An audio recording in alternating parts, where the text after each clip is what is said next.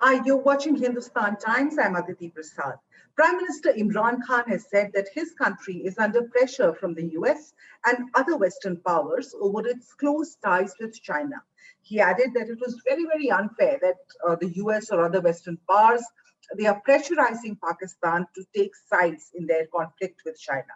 Now, he was speaking in an interview with China's English language state broadcaster, the China Global Television Network, or CGTN as it's more popularly known. Now, what's more, he even admitted in the interview that Pakistan was indeed rattled by the growing clout of the Quad, which is really a coalition formed by India, Australia, US, and Japan to counter China's aggressive behavior in the Indo-Pacific region. Now, before we go any further, let's listen into what Imran Khan said. There's this strange great power rivalry taking place. You know, you see the United States and the United States being wary of China, and I don't need to say all this is now public knowledge. You know, the way China and the United States are sort of looking at each other. So it creates problem because what United States is doing is it's formed this regional alliance called the Quad, which is US, India, and then a couple of other countries. So from that point of view, Pakistan thinks that it is very unfair for the US or other powers, Western powers, for countries like us to take sides.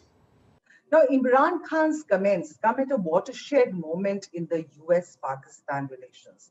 Both countries have been locked in a sort of an uneasy embrace for the last 20 years or almost 2 decades. Now, while it has not been smooth sailing all along, the US has, for most of these years, been providing much needed support to Pakistan in exchange for Islamabad's assistance in the war on terror. But will Pakistan retain the same strategic clout with the United States all set to withdraw its troops from Afghanistan by September 11th? Remember, the United States President Joe Biden is still to have a telephonic conversation with the Pakistani Prime Minister even once, although he has spoken to many world leaders since taking oath in January, and many are seeing this as Biden's snub to Pakistan. Now, word has it that Joe Biden has ordered an internal review of US-Pakistani relations, and future ties will be based on the recommendations or the conclusions of this review. Now, Pakistan, on the other hand, of course, wants all future bilateral relations with the United States to be based on economy and trade instead of via the prism of Afghanistan. Now, given the regional power dynamics and the brewing confrontation between China and the United States, it seems that Imran Khan has indeed chosen his side, and that is the side of the dragon. In his interview with CGTN, Imran Khan emphasized that downgrading of Pakistan's relationship with China is not going to happen. Listen to what he said. It's not going to happen that if there's pressure put on Pakistan to change its relationship or downgrade its relationship with China. It won't happen. No. Because the relationship between Pakistan and China is very deep. Of course, Pakistan is not going to clutter its ties with China because of anybody's pressure, and we all know why. It's the economy, of course.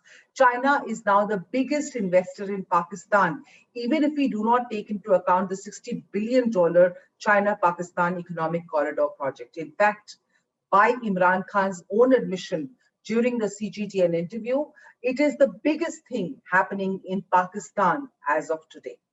You know, the CPEC is it's right in front of you. It's something. It's the biggest thing happening in Pakistan. For us, this is where we think our economic future is moving towards. So this is a big economic feature in Pakistan. And then there's the political relationship. And political relationship has got stronger. And it's got stronger because whatever happens in every international forum, Pakistan and China stand together.